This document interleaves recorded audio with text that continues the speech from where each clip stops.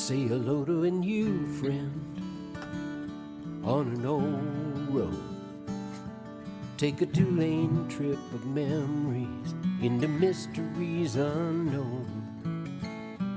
Come along for the ride. Jim Hinckley's America. Jim Hinckley's America.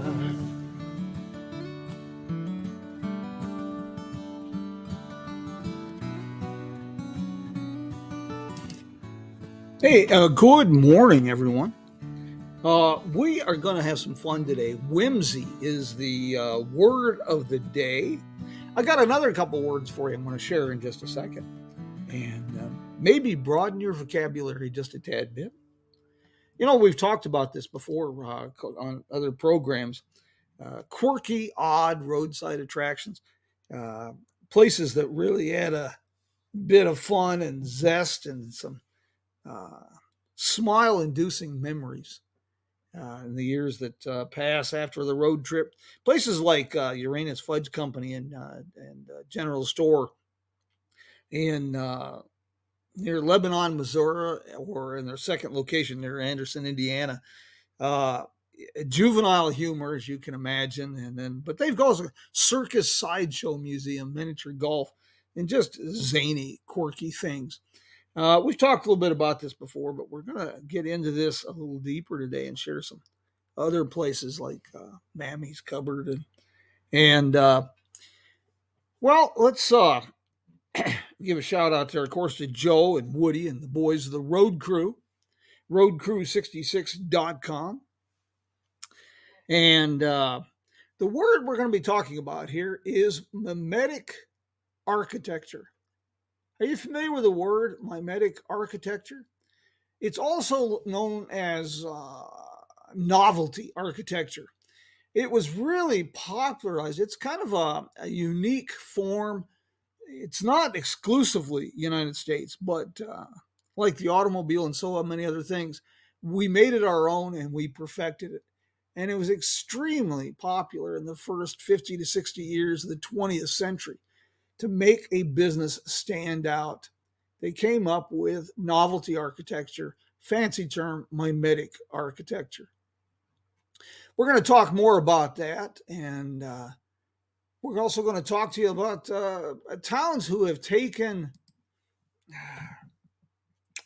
created attractions out of thin air, making a silk's purse out of a sow's ear, so to speak. How about Dorothy in the Wizard of Oz? Do you know where you can go to experience the Wizard of Oz? Well, it's Liberal, Kansas.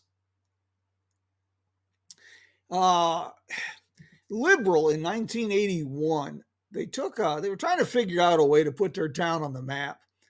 And they took an old rundown small farmhouse outside of town. They hauled it into a site, and all of a sudden they christened it as Dorothy's house. Kind of looked like the one in the movie. And then they put in pathways with yellow bricks. And just gets weirder and weirder. And then they moved in a cutest button girl's dress as movie Dorothy's, and they set them up as guides for the tour. Of course, the tour starts in the gift shop, which shows the film Wizard of Oz on a continuous loop. They sell things like rubies, slippers, snow globes, and foam yellow bricks. And outside, your tour guide, Dorothy, will flick a hidden switch and Follow the Yellow Brick Road with the Munchkins begins blaring from the speakers. Life-size versions of the Scarecrow and Tin Man. The Tin Man was built by discarded air conditioning ducts and other components by a local class at the community college. And then you go to Dorothy's house and they show you the cream separator and all the things they have there at the house. It's pretty interesting. And walk through dioramas of the film. Uh, you got to see it to believe it. And downtown, there's a bronze statue of Dorothy and Toto. That's one of the great overlooked, fun roadside attractions that you just, it's a sucker's bet, but you just got to do it. It's, it's just fun. That's all. Other things too. People have built roadside attractions capitalizing on people's curiosity. They tapped into that, the allure, baiting the hook, if you will. Americans' fascination with unsolved mysteries. It dates back to at least the time of the lost colonist of Roanoke Island. But larger than life icons and legends are such an integral part of our national identity. It's almost impossible to imagine America without Paul Bunyan, Pecos Bill, Daniel Boone, or even Davy Crockett. Well, enterprising individuals such as P.T. Barnum, they've often found ways to profit from the fascination. And the advent of the automobile raised these endeavors to the level of an art form and made it possible for even the most remote community to capitalize. Take Rachel, Nevada. Population somewhere around 100, plus or minus 5 or 10. It's in the middle of the desert, close to an area known as Area 51, a secret government base. It was originally used as a training strip for flyers based at Nellis Air Force Base during World War II, and then it became a super secretive military installation, made just ideal for conspiracy theories and mystery. And over the years, it's been known as Groom Lake, Dreamland, Nevada Test Site, Paradise Ranch, the Pig Farm, on and on and on. And of course, the rumors that the government is using the base for the evaluation of recovered UFOs. Well. What can we say about that? Well, Rachel has done nothing to discourage these rumors. In fact, they have capitalized them. The social center of town is the little alien inn. Yeah, play on words. It's spelled A and then Leinn. It's a combination cafe, bar, and small motel. And it's a UFO information center, complete with photograph covered walls and a library filled with volumes of books on conspiracy theories about USOs. And, of course, a souvenir shop. That's the real cash cow in Rachel, Nevada. And even the state of Nevada has kind of jumped on the bandwagon. It recognized the potential for using this fascination with things from another world to attract tourist dollars to a remote area of the state. So in 1996, with great fanfare, State Route 375 was officially designated the extraterrestrial highway. Well, in a world of roadside attractions, where at one time it seemed as though P.T. Barnum had established sideshows at every wide spot in the road, curiosity is the ultimate reason travelers decide to stop and take a look. One such attraction, which used a purposely vague advertising campaign as its theme, is The Thing along Interstate 10 in southern Arizona. The original site was in the remote access of the Mojave Desert in California. For miles, billboards offered simple slogans like, "The Thing, what is it?" and "Mystery of the Desert," all to pique travelers' interest. And countless numbers of those travelers just can't resist. So they take a detour, pry open their wallet, and pay a few bucks to discover what the thing is. Just how many people have stopped and how many people have paid for a peek is a carefully guarded secret. But Some of the other exhibits on display hint that it's probably been pretty profitable for the owners. Recent exhibits include vintage Rolls Royces, matchlock rifles, things of that nature. We talked about that mimetic architecture. Uh, Down along Highway 61 near Natchez, Mississippi. I don't know what the building is used for at this time. I did not do my homework on that, and I do apologize. But standing along the road for more than 60 years is a unique example of unconventional architecture. It was originally opened as Mammy's Cupboard. It's a 35-foot high concrete stereotypical pre-Civil War black mammy. For more than 60 years, she stood there as a landmark, complete with earrings made out of horseshoes and a red brick hoop skirt punctuated with arched windows. Over the years, Mammy's Cupboard had started out as a restaurant, but it served as, in between periods of abandonment, a gas station, antique store, secondhand shops, all kinds of things. Kind of a roadside oddity of note. There's Lucy, the only elephant in the world you can walk through and come out alive. That was the advertisement. The completed project was a wonder. More than a million pieces of wood were shaped into an intricate array of curves that function as load supports for the estimated 90-ton structure. And then the outer surface was constructed of hammered tin. And two more of these giant elephants were built. One was the Elephantine Colossus in the center of Coney Island. It stood 12 stories high, twice as high as the only one that survives, Lucy, along the Margate, New Jersey, along the shore. Lots and lots of things to see along the highways of America. Liberal Kansas, like I say, with its capitalizing on Dorothy and Toto and the Wizard of Oz. It's not alone. Rachel, Nevada. There's lots of these places along the road. And you need to make time in your schedule.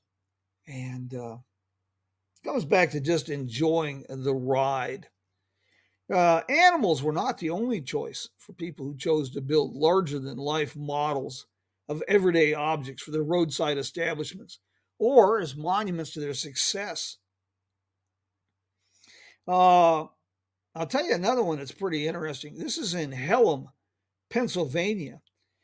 Malone Haynes, he was a shoe magnet. He was the shoe guru, if you will, for decades. He made himself a multimillionaire many times over with shoes. So when it came time to build a home for him and his family, something really noticeable and special, well, what do you think he did? Well, he built his house in the shape of a giant shoe back in 1948. The house is 48 feet long, 17 feet wide, and 25 feet high at the rear of the shoe. 3 bedrooms, 2 bathrooms, kitchen, and a living room on 5 staggered levels. The garage was built into the instep. Was my last check. It was an ice cream parlor. Kind of interesting. And there's a shoe theme evident throughout the whole place. The stained glass window in the front door features Haynes holding a shoe in each hand with a sign that reads, Haynes, the Shoe Wizard. And for the children, there's a shoe-shaped sandbox. And for the dog, there's a miniature shoe-shaped house. The fence, well, you guessed it, it features shoe-shaped cutouts. Probably if that's not strange enough, one of the more interesting things about the Haynes house, he never lived in it. Instead, he offered it to elderly couples and employees for all expense paid weekend getaways. And after his death in 1962, the house became a combination private residence, ice cream stand, souvenir shop. And, there it is. Another roadside oddity. Of course, for Route 66 fans, you have the Cadillac Ranch. I've never quite understood that. The cars, some of them were almost drivable. They were complete cars when they were stuck in the ground as kind of an homage to Stonehenge. Uh, that's one of those things, though. It's morphed into a major destination for Route 66 travelers.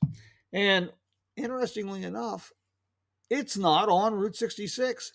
It's just outside of Amarillo. While we're talking about that, the second most visited Route 66 attraction in Amarillo is the Big Texan Steak Ranch.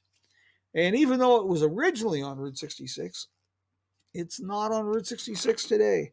And yet it remains popular. Does any of our guests today have quirky roadside places they would like to share with us? I'm always game to hear about places that I can add to my list of attractions to see when I'm on the road. Places like south of the border.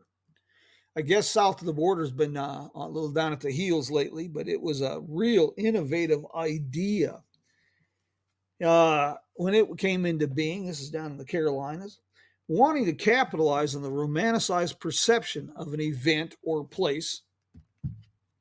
That's always been an incentive to promote. We have places that have miniature versions of the Alamo. We've got miniature golf courses that outline Tombstone, Arizona, with culminate with the OK Corral. An entire highway, Route 66, really is a symbol of Americana. It's become a string of living time capsules and quirky attractions. But here in the modern politically correct era, we become more than thin-skinned. And as a result, attractions with an ethnic flair are not viewed favorably. And because of that, possibly correct, Sambos and other establishments have faded into obscurity. Alan Shaeffer's south of the border, located along I-95, just south of the North Carolina border in South Carolina. As so many legends do, the story of south of the border begins simply enough. In 1950, Shaeffer opened a small roadside beer and bait stand at this location.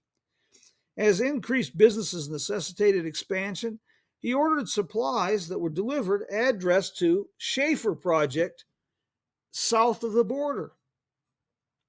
Well, with an uncanny ability to spot opportunity, Shaeffer decided to give his attraction a Mexican theme. He renamed it South of the Border, and he began importing all kinds of souvenirs. Today, Shaeffer's brainchild has morphed into a complete tourist complex. I should say it had. My understanding is it has kind of faded a tad bit, but at its zenith, it was a unique blend of cartoon-like, stereotypical Mexican and Old Dixie themes. 97-foot Pedro, billed as the largest freestanding sign east of the Mississippi River, served as the entrance. And inside, there were 14 different gift shops, a miniature golf course. One was called Gulf of Mexico. Pedro's Rocket City, a huge fireworks shop. The Sombrero Room Restaurant, and Pedro's Southern Fried Chicken Restaurant. There was a 300-room motel, an RV park. Pedro's Pleasure Dome with an indoor pool, steam room, jacuzzi, bar, and wedding chapel. There was the L Drugstore and the Dirty Old Man Shop for adults only. Pedroland Park with a 200-foot high tower topped by a colorful sombrero, which visitors can stroll around the rim to view the countryside. Mexican speak billboards were the first thing to go. There were once over 250 of these scattered all along the highway between New Jersey and Florida. They've been replaced with more politically correct versions. Hey, I hope this is just a kind of an introduction, if you will, to great frosting on the cake, if you will, for road trip enthusiasts. If you've got any ideas, some roadside attractions, Guys, send me a note. I'd sure like to hear about them.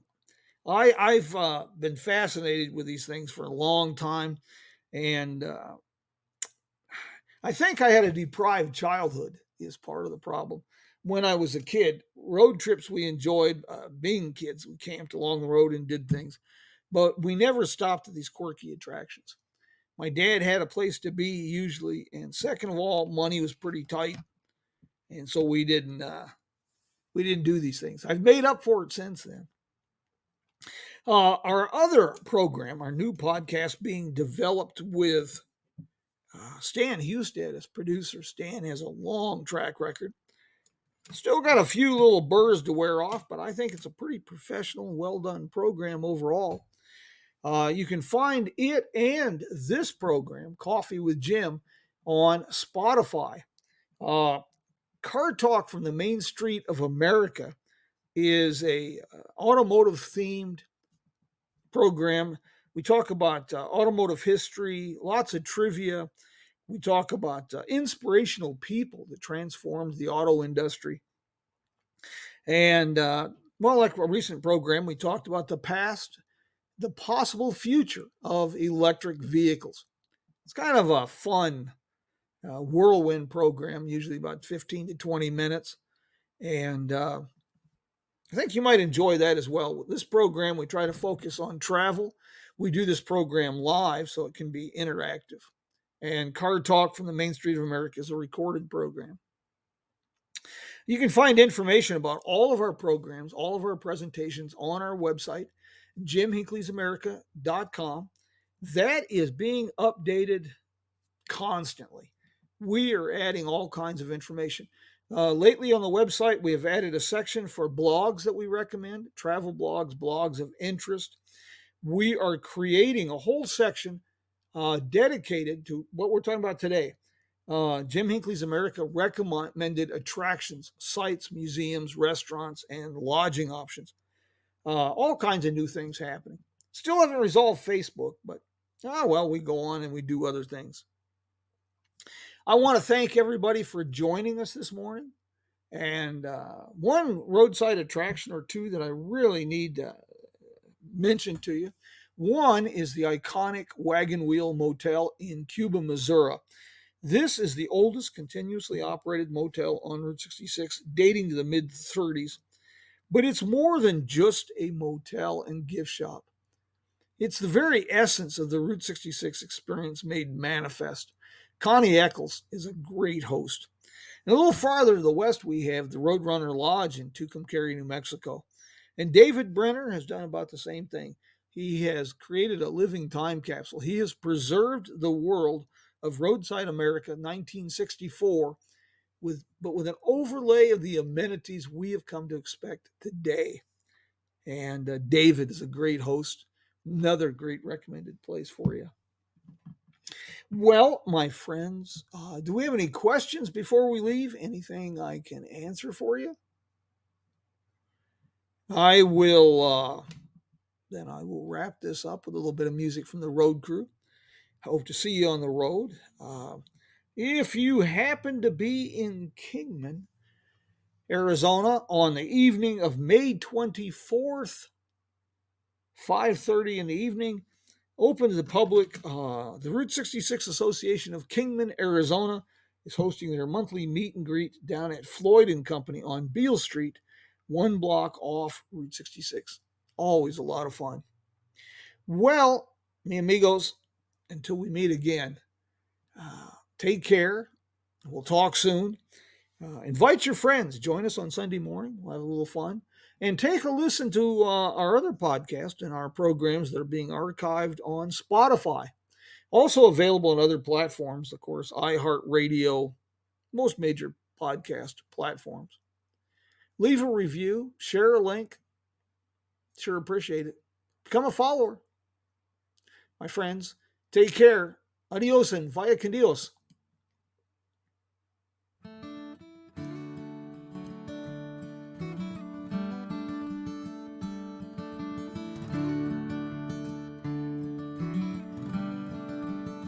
Say hello to a new friend on an old road.